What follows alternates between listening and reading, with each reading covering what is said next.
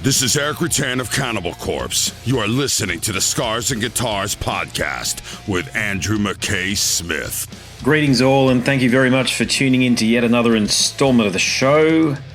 I've got a conversation with Pedro Espada to share with you from the outfit Voodoo Moonshine.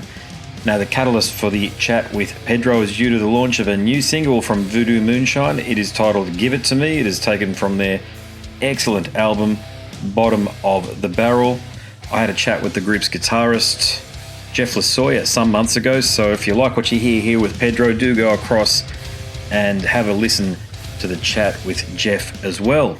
Now, if you tuned in via the podcast apps, we're going to listen to Give It To Me. Before going into the chat, of course, I can't play music on YouTube, so for all of those who have tuned in via YouTube, we're going to jump into the chat right now. Let's go.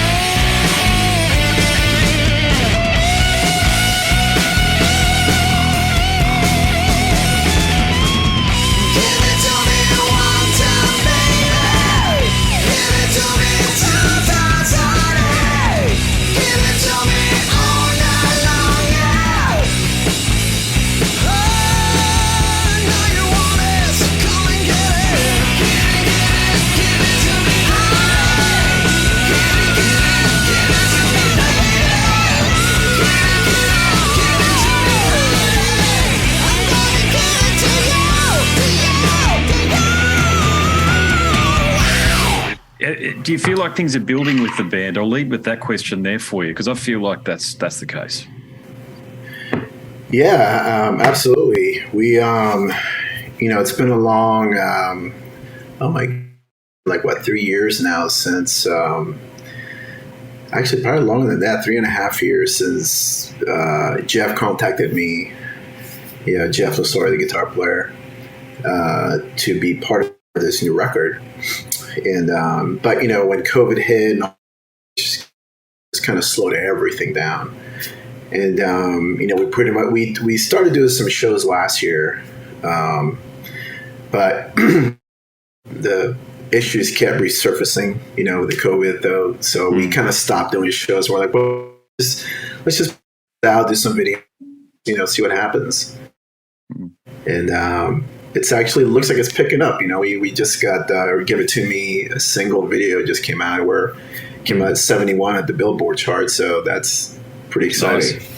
Yeah, you're right. Yeah, so Give It To Me has been given the music video treatment, and in some ways is the catalyst for our catch up here. But look, making a music video, in years gone by, they spent millions of dollars, sometimes tens of millions of dollars on rock videos in the 80s and throughout the 90s. So obviously that sort of budget wasn't available to anybody these days, let's face it, but to an independent band. But was it a fun experience? I mean, I've seen the video. It's a great video. I think it captures the essence of what the band is about. Yeah, it was, the recording videos is a long process. There's it's an all day thing, but it is, it is kind of fun because you basically building a visual story to your song, or trying to at least, with like you said, in a low budget way. But I think it turned out well. I mean, who would have thought, a rock band in a country bar, it kind of worked. So. Yeah. No, I agree. It definitely works. I think a lot of rock music fans are so open-minded these days that having a music video that could almost double up for a Shania Twain video in some ways. It's all part of the wheelhouse, mate, isn't it? Yeah, exactly. Yeah. I think it worked out. Yeah. When I caught up with Jeff, I mentioned that Bottom of the Barrel. So for everybody listening, that is the most recently released album from the group. It's a cracker. It's so good, in fact, that I reached out to Pina and I asked her if she could send over a copy of the CD version so that I could play it in the car. So I love listening to it. I'm actually a genuine fan. Yeah. It's not one of those interviews where it's sort of like, this is just content. No, I'm actually a fan of Voodoo Moonshine sort of thing. So, thank you. Look, It's. I mentioned to Jeff that it's cracking metal tinged southern rock. It's an album that has its roots in great artists like Ted Nugent, Skinner, Whitesnake, Skid Row, Lynch Mob, and a heap of other no bullshit heavy and hard rock and roll with your mighty riff and your killer voice as the centerpiece. So, like, were you able to, I understand the album was written a few years ago, 10 years ago or thereabouts. Were you able to, with the finished product, are a lot of your ideas present? Yeah, absolutely. When Jeff came to me and he kind of, said, hey, I have this project years past, I just kind of shelved, and he saw me singing on a YouTube video somewhere. And I listened to the song, and the only reason that I kind of accepted the offer to actually do this is he gave me the freedom to actually change the songs. And actually two or three of the songs I rewrote completely, as far as the lyrics and the melodies, just because, the music was, to me, from what I heard, the music was really good, but the song has it could have been a lot better. And that's what I did with Bring It Down and Rise Free. They were completely different song titles and song, topics. So, I think that was one of the main reasons I kind of jumped into this, because I was, change things. Even the songs like Give It To Me, which were all complete, did put my spin in there. I had to put my screams and it's the stuff that I love to do. I changed them just a little bit. Not a lot to completely change the song. But like I said, two of the three songs we basically just scratched it from started from scratch as far as the lyrics and the melodies, and redid the whole thing. So. Yeah. Killer. Yeah, your voice is one of those voices where I can't actually pick as a listener whether it's great in both instances, by the way, and I'm talking about the more ballady side of acoustic side of things and then the full-on hard rock stuff. Your voice is one of those rare voices that works, in my opinion, equally across both. But do you share that opinion? Do you have a preference for either? No, I love both of them. I love to sing ballads, just and of course I love to really rock out and do, go up there in my range. But I like to do, we did a version of Eating in Your Eyes, which believe it's on the CD. I think it's the last song. Yeah. all like just acoustic version, just acoustic guitars and I love doing that as well. So, you know, I do, you know, it's kind of it's like whatever you're in the mood, right? Sometimes I'm in the mood just to pick up an acoustic guitar and just kind of sing very just mellow, just pretty melody. And sometimes you just feel like going out there and screaming it out. Well, I can see Appetite for Destruction on the wall there behind you. Is that the sort of music that you grew up listening to and inspired you to do this? Absolutely. I grew up in the 80s. You know, I was into, you know, Guns N' Roses, White, Skid Row. Of course, my favorite singer is Steve Perry. Okay. And then along with that, it's Tony Harnell from TNT. You know, these are all big singers from back in the day. And of course, you know, the White Snake and all that, the Steelheart. So that's the music I grew up in. But I'm a huge jazz fan. I love listening to jazz and playing jazz and the bass. And so, you know, I listen to a lot of music, but when it's, you know, that was an interesting thing when Jeff and I kind of got together and started working on this record. You know, he's more like a bluesy kind of guy, you know, and I have these jazz influence in these high vocal singers type things. And when we redid some of these songs, we were like, kind of sounds pretty interesting. It sounds 80s, but it kind of still has this little new, you know, it has their own interpretation of it, but it's, you know, it's rock and roll. So it is all just rock and roll at the end of the day, because rock and roll is like a big melting pot, isn't it? But I do quite enjoy, and I didn't think I would. Initially, you know, it wasn't my favourite song on the album, far from it, to be honest with you, but You'll Come Back Soon. But I've grown to like it as I continue to listen to it. It's kind of got a barbershop quartet feel to it, hasn't it? Yeah. I was the same way when I first heard that song. I was like, I don't know. I don't think we should include that song. It was very persistent. I'm like, all right, and we'll you know, we'll roll with that. But like you said, it's like after a little while, you're like, hey, that kind of sounds pretty cool. So. Yeah, I think it's the one, when I say outstanding, it's the one track that doesn't sort of, it's not part of the schema of the rest of the album, but it's one of those tracks that I think all great albums have, insofar as there's something that's so far left of field that it sort of drags you out of it. And it kind of puts a bit of a sense of humour into proceedings, I think, in some ways as well. Yeah, absolutely. Which is, you know, that's a part of rock and roll, having fun and just expressing yourself, no rules. You know, like a lot of these songs, I get it with Jeff up because, Jeff, were you angry when you were writing some of these songs? There's a lot of battle with the lyrics, but you know, that's what he was going through in a lot of the songs. You know, and it kind of works. You know, so. But yeah, that song, especially towards the end of the album, you're like, "Wow, where did that come from?" And then the little, you know, the scenes are, you know, they're in the campfire and all that, so it works. Yep, definitely. Yeah, I know what you're talking about there. Yeah. So with the lyrical themes, did Jeff write the lyrics? Did he, or did you? Was it a sort of like a bit of a partnership? Well, Jeff had most of these songs complete.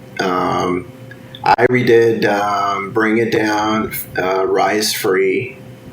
I redid those completely. I rewrote all the lyrics and all the melodies. All the other songs he had written already. I might have changed a few words here and there just to kind of lead into the new parts that I added, as far as, you know, me going up to my higher range.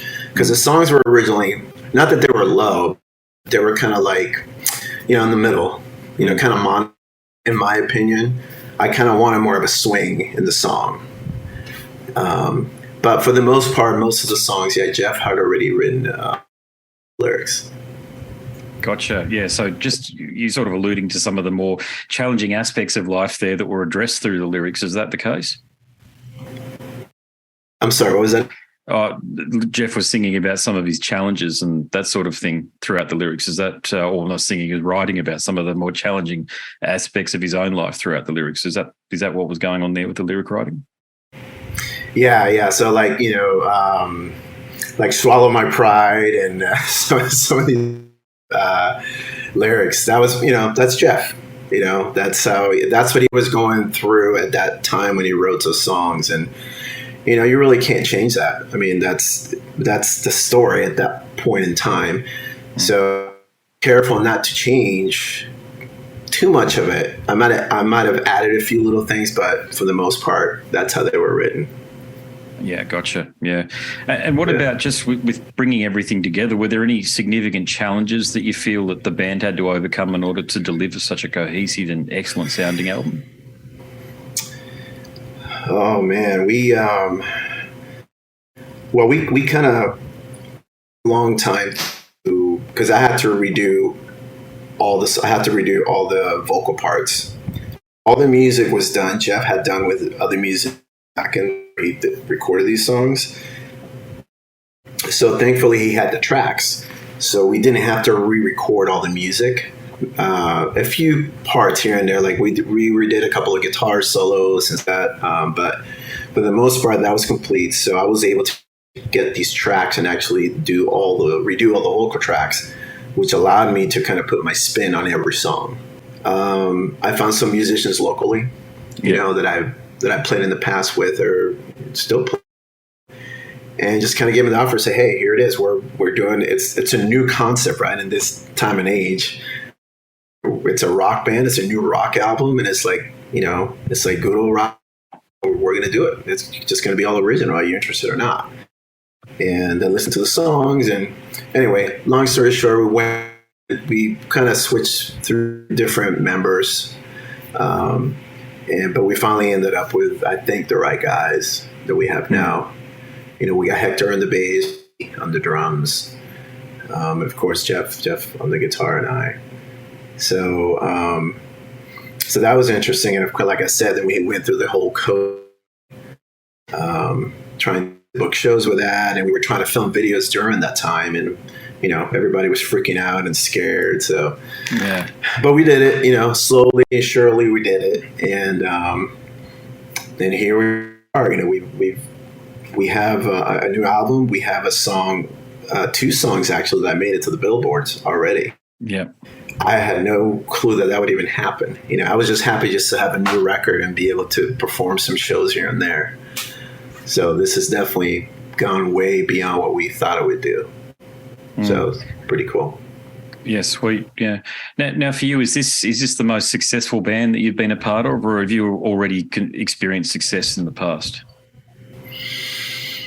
I would say, I think I never even thought about that. I think this is, believe it or not, it's, you know, and it's, I guess because back in the day, there was so much concentration. There was so much music at one time.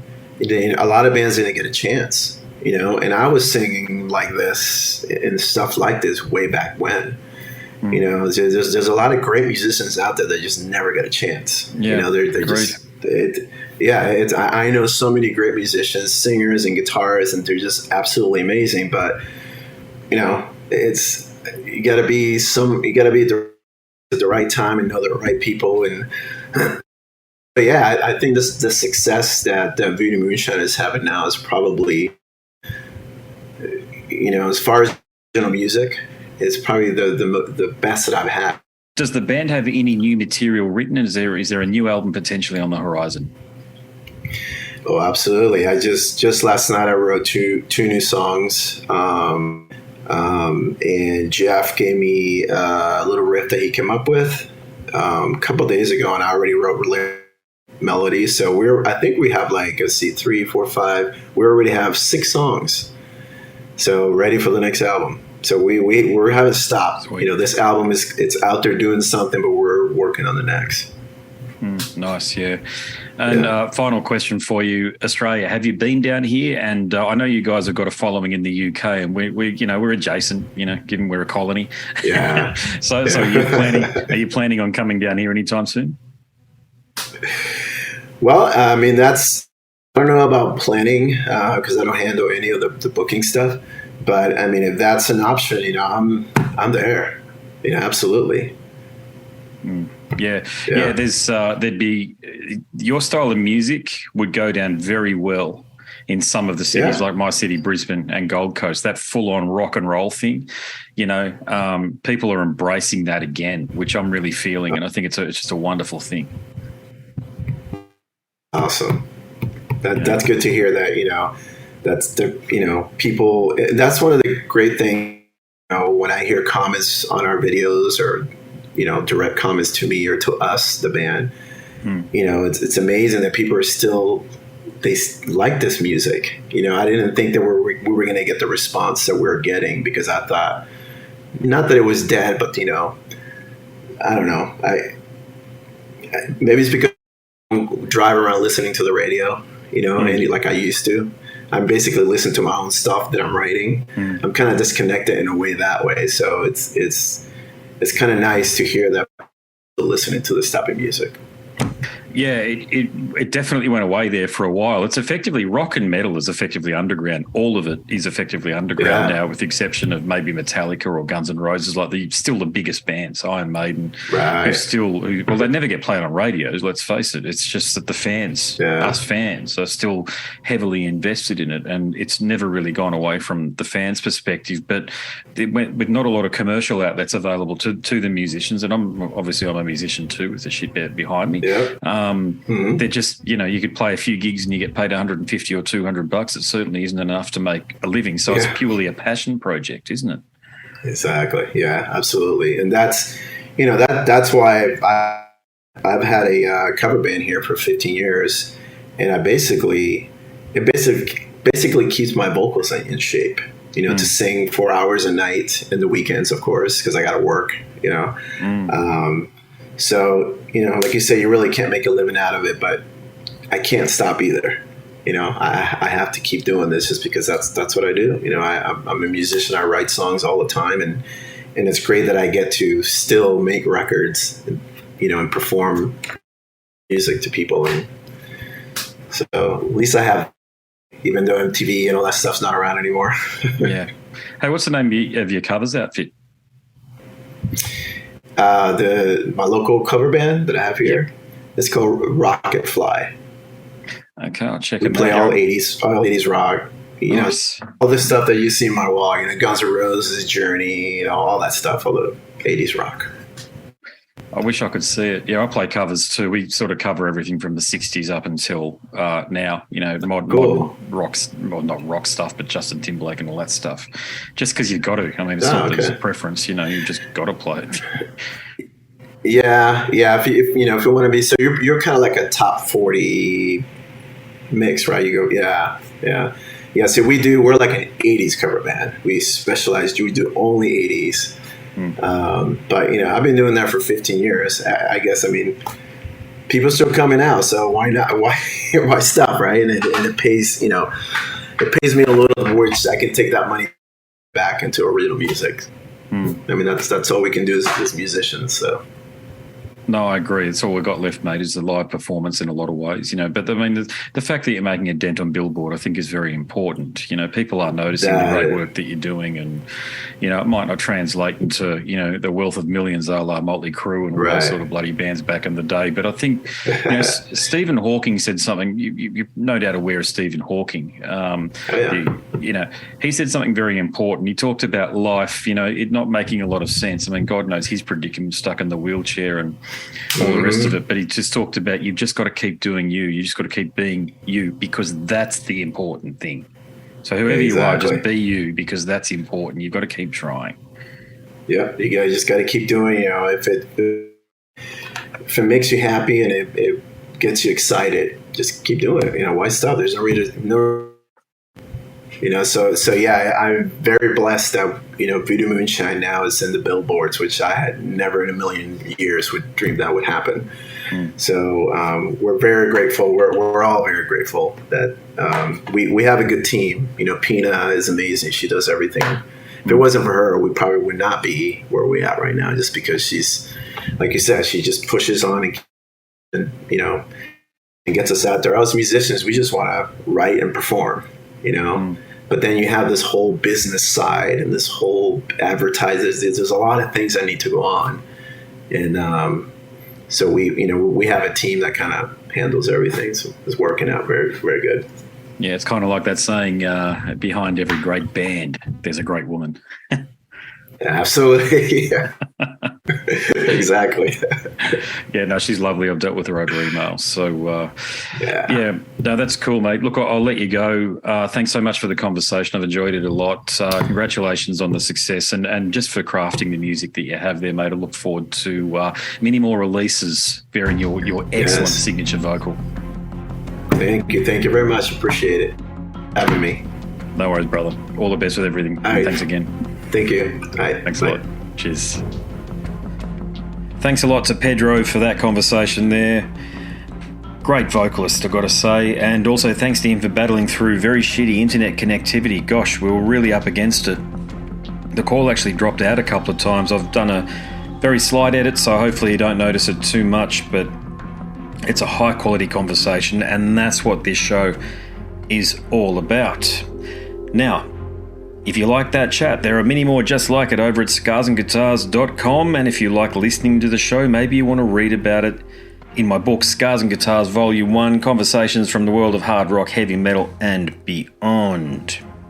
Click on the link in the banner on the website, you'll be taken to a marketplace of your choice, and you can download a sample, and if you do complete the purchase, please let me know, because I want to thank you personally. My name's Andrew Mackay-Smith, and I'm the host of the Scars and Guitars podcast series. Here's some more information about the book. See you next time. This is Eric Rattan of Cannibal Corpse. You are listening to the Scars and Guitars podcast with Andrew Mackay-Smith. I've been the host of the Scars and Guitars podcast since 2017.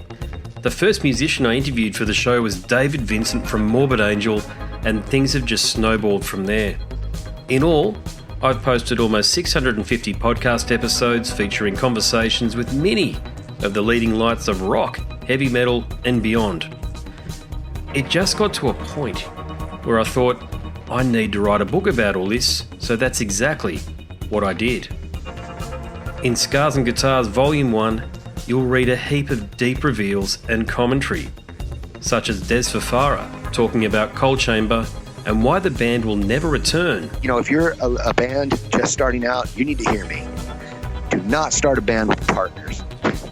Ever. Yeah, wise words there. Sage advice, mate, for anybody. Don't ever, because I can't go do Coal Chamber right now unless I get others involved. Phil Anselmo talks about the episode in his career which gives him the greatest sense of accomplishment.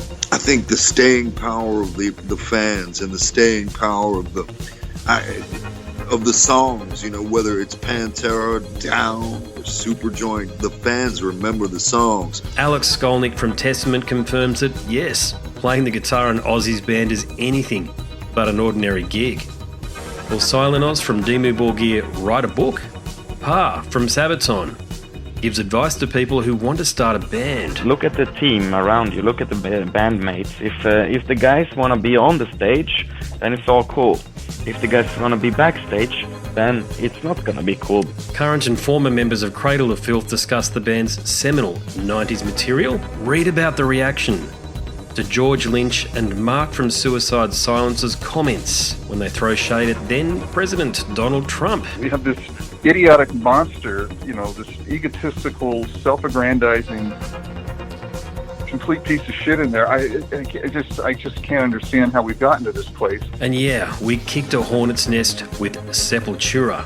Percussive overlord Gene Hoglan talks about recording with Chuck Schuldiner. Chuck was always, he was very, very open-minded, and he was into having his musicians that were playing with him just reach out for the best stuff that they had. Phil Campbell from Motorhead discusses what it takes to get sober. John Five answers his critics who dismiss his tenure with Marilyn Manson. You know, my name is John Five, and Manson gave me that name, and I had some of the best years of my life in that band and learned a lot. And we get the lowdown on Treyarch Zagtoth from those who would know, including his mother. All across Scars and Guitars Volume 1, there are moments of tension, relief, tragedy, exhilaration, and throughout it all, you'll obtain insight that I believe no one else has managed to obtain from many of your favourite artists. So treat yourself. Scars and Guitars Volume 1 is currently available as an ebook with a print edition on the horizon. Follow the links attached and download a sample. I'm sure you'll be compelled to read the whole book.